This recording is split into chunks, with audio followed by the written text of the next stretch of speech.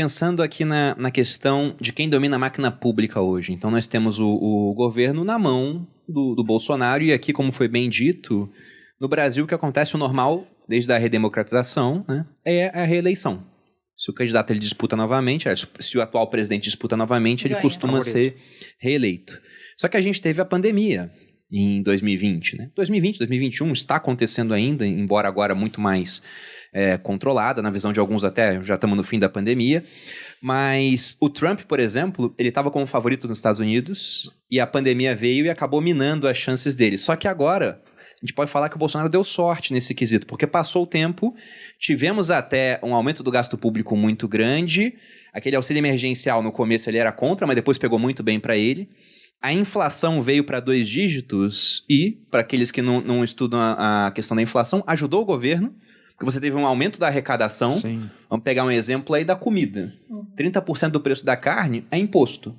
Aí, de repente, a carne que custava, sei lá, vamos dar um exemplo aqui, uma carne que custava R$30 o quilo, foi para 60, 30% de 30 é R$9. 30% de 60 é 18. Então, a arrecadação do governo aumenta. Enquanto, durante o ano, o principal gasto do governo é, por exemplo, com o aposentado, INSS. O aposentado ganha a mesma coisa o ano inteiro e reajuste é só em janeiro. Então, você tem um aumento de arrecadação, enquanto o gasto permanece mais ou menos constante. Então, a gente viu até um déficit muito menor do que em anos anteriores agora. Aí você tem um governo com mais caixa, você tem um final de pandemia, você tem o Auxílio Brasil sendo discutido, e quando o Bolsonaro não era presidente, ele batia muito no Bolsa Família, falando, isso é compra de voto, e agora ele vai usar a mesma arma do PT. E o Lula batia no Bolsa Escola, do Fernando Henrique. Exatamente. Então, assim, a história assim sucessivamente. assim vai. Estão seguindo o protocolo, né? Você bate e depois vai lá e faz. Muda o nome e fala que é seu. É o Lenin e que usa. tem aquela frase, né? Acuse-os do que você faz, chame-os do que você é, no final das contas. O Bolsonaro, vocês que andam mais por Brasil, ele tá muito confiante por conta dessa conjuntura toda? De dentro do governo o pessoal parece confiante. Hoje tem um gap de pesquisa entre Lula e Bolsonaro, mas certamente, acho que o Murilo vai concordar com isso, o Lula tem mais a perder, digamos assim, ele tem mais espaço na média para ir enfraquecendo do que esses 40 e poucos % que ele tem, e o Bolsonaro, ao contrário, ele está mais pro piso dele. Se a pandemia começar realmente a arrefecer, o problema for ficando pro passado, o governo, como você falou, está com muito caixa agora. Teve um imposto inflacionário, né? A inflação é simplesmente um outro tipo de imposto. É igual a gente está comendo pizza aqui e tem 8 pedaços. Aí, de repente, eu sou o governo e falo, agora eu vou dividir essa pizza em 12 pedaços e eu vou criar 4 pedaços a mais que vão estar comigo. A pizza não aumentou, mas eu criei pedaços fictícios e isso vai para o caixa do governo. Eles estão com grana, tem essa discussão aí, o Paulo Guedes anunciou já que estão preparando para soltar um pacote de 100 bilhões de empréstimos para pequenas empresas. Então estão vendo os detalhes ainda, né? Não é só dinheiro, vão aumentar o crédito também. Então é Auxílio Brasil, é crédito para pequena empresa, através da Caixa Econômica, né?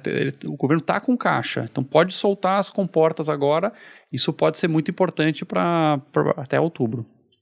Eu lembro da campanha do Bill Clinton, já li um livro, acho que era o Malcolm Gladwell falando, que o marqueteiro do Bill Clinton, ele criou um slogan para o Clinton, lembrando, olha, o que importa é a economia.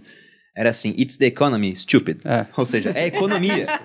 Se a economia estiver indo bem, o cara tem muita chance de ser reeleito. Se a economia estiver indo mal, ele tem menos chance de ser reeleito. E aí a gente entra até na questão desse conflito entre Rússia e Ucrânia, que a gente não sabe o que vai acontecer, mas se isso aumentar a inflação, isso mexe também com o governo Bolsonaro, né? O combustível, por exemplo, acho que é um ponto que mexe um pouco, é um ataque que o pessoal faz ao governo atual. Exatamente, acho que combustível, gás, né?